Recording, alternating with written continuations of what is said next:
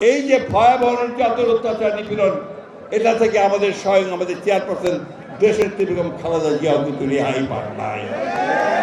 তাকে মিথ্যা সাজা দিয়ে, মিথ্যা মামলাতে সাজা দিয়ে তাকে 6 বছর বন্দি করে রেখেছে। 2 বছর ওই আপনার পুরনো ঢাকার সেই একেবারে দৌড়া এরকম একটা ঘরের মধ্যে বন্দি করে রেখেছিল। তারপরে 2 বছর হাসপাতালে রেখেছিলেন বন্দি করে, আর 2 বছর বাড়িতে গৃহবন্দী করে রেখেছিল। আল্লাহর অশেষ রহমতে ছাত্র জনতার অভ্যুত্থানে পরে তিনি যখন মুক্ত হলেন, তার চিকিৎসার জন্য তাকে বিদেশে পাঠাতে হয়েছে। কারণ তিনি ওই কারাগারে থাকা অবস্থায় তাকে স্ট্রোক পয়জনিংয়ের মাধ্যমে যে হত্যা করার চেষ্টা করা হয়েছিল, তারপরে তার শরীর খুব খারাপ হয়ে যায়।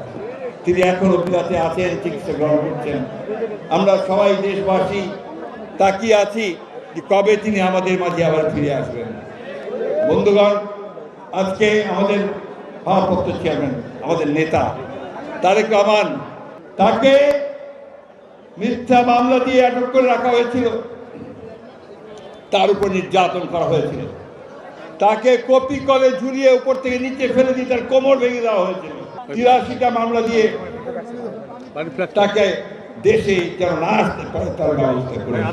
গণতন্ত্রের জন্য যদি কোনো আপোষ করেন নাই, বারবার চেষ্টা করা হয়েছে বিএনপিকে ভেঙে ফেলার, বিএনপির লোককে ভাগিয়ে নিয়ে যাওয়ার চেষ্টা করছে না, বহু চেষ্টা হয়েছে।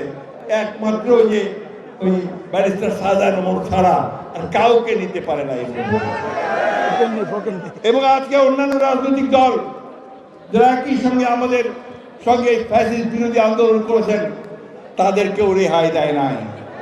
এমনকি আমাদের আলেম উলামাদেরকে পর্যন্ত রেহাই দেয় নাই। আমরা ভুলে যাই নাই সেই শাপলা চত্বরে আমাদের আলেমদেরকে, এতিমদেরকে নির্বিচারে হত্যা করার কথা আমরা ভুলে যাই নাই। আমরা ভুলে যাই নাই জামাত ইসলামের নেতাদেরকে ফাঁসি দেওয়ার কথা।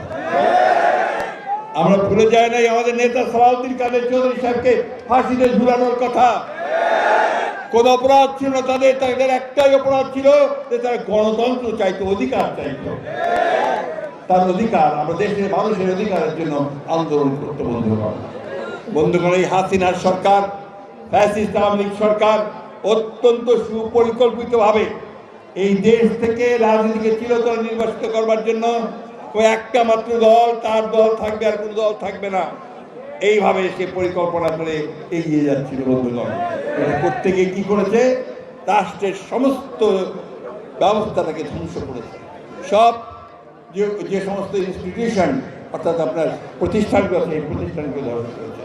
সবচেয়ে আগে ধ্বংস করেছে নির্বাচন ব্যবস্থা। ভোট দিতে যেতে পারবেন না, ভোট যেতেই দিতে যাবে না, তাই না? যাও 14 সালে ভোট হয় নাই, কোনো ভোটই হয় নাই।